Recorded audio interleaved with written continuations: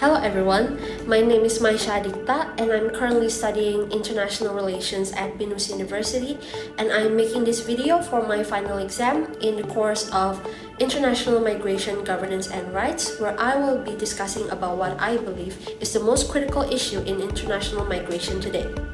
In my opinion, the most critical issue in international migration is climate change-induced human displacement. This global problem is clearly seen in countries like Bangladesh, which is very open to environmental dangers. Bangladesh's low elevation, dense population, and existing poverty make it highly vulnerable. Coastal and river areas in Bangladesh are constantly threatened by rising sea levels, strong tropical cyclones, floods, riverbank erosion, and even salty water entering the land. And these climate impacts often force millions of people to move, mainly from rural to urban areas, which then makes city problems far more worse.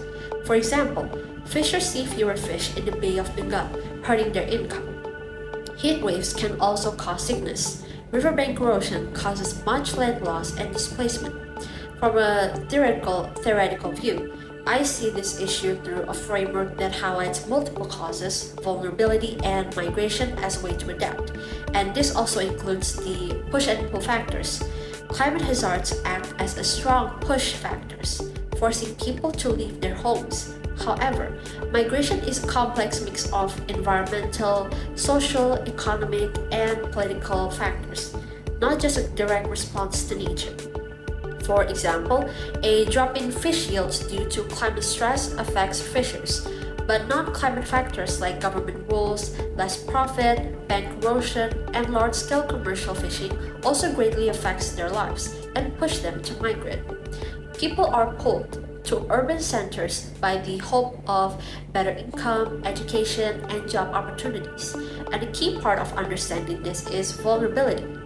Natural hazards become disasters when communities are not ready for them. Vulnerability depends not only on being exposed to climate conditions, but also on how well people can adapt.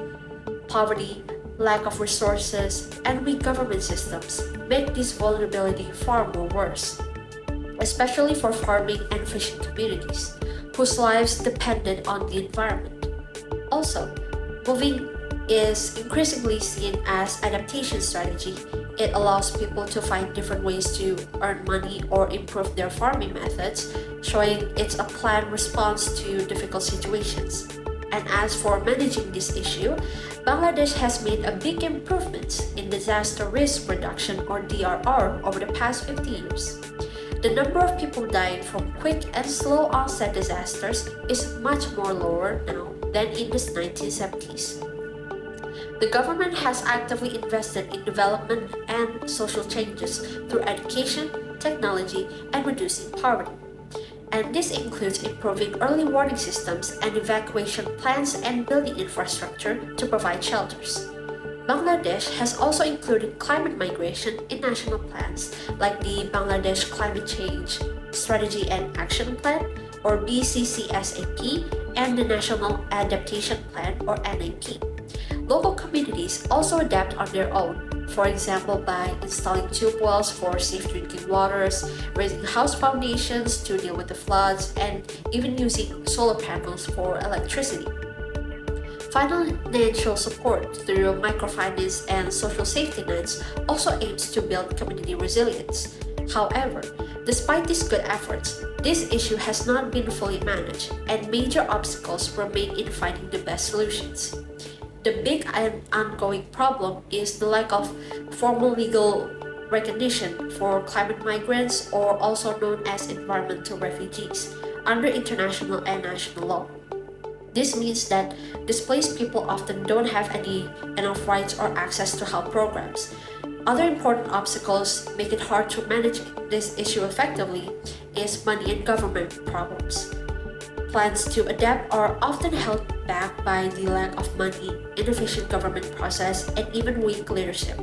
The second one is reactive and proactive measures, where many current adaptation actions are local and react to immediate problems instead of preventing them or finding lasting solutions. And the third one is other factors are stronger, where for people like fishers, farmers, non-climate factors such as low income, lack of education, and bad loan systems, and even the power of commercial fishing can hurt their livelihoods more than climate stress. And getting loans is a bigger problem, and many must rely on informal loans with very high interest rates during extreme events, leading to debt. And the last one is social and livelihood impacts for moving, where moving often creates new problems for displaced people in cities. They may not have enough food, housing, clean water, or healthcare, which can also break social ties, disrupt family life, and cause identity problems, and lead to more crime in the new areas. Poor housing and a lack of savings are major barriers to adapting and dealing with livelihood problems for many displaced people. Fast growth in cities also puts strain on services, leading to crowded and unsafe settlements. There is also evidence of politicization and corruption in relief disruption.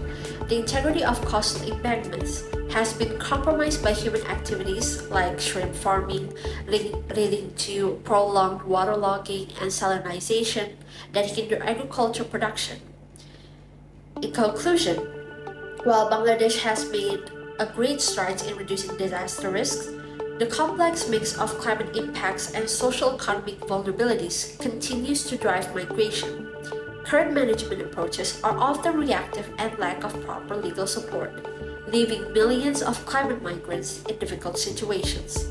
And dealing with this requires a full approach involving many different groups. This means combined climate adaptation with strong government, financial support, and social programs, as well as taking proactive steps beyond just reacting to disasters. That is all for my answer for this video, and thank you.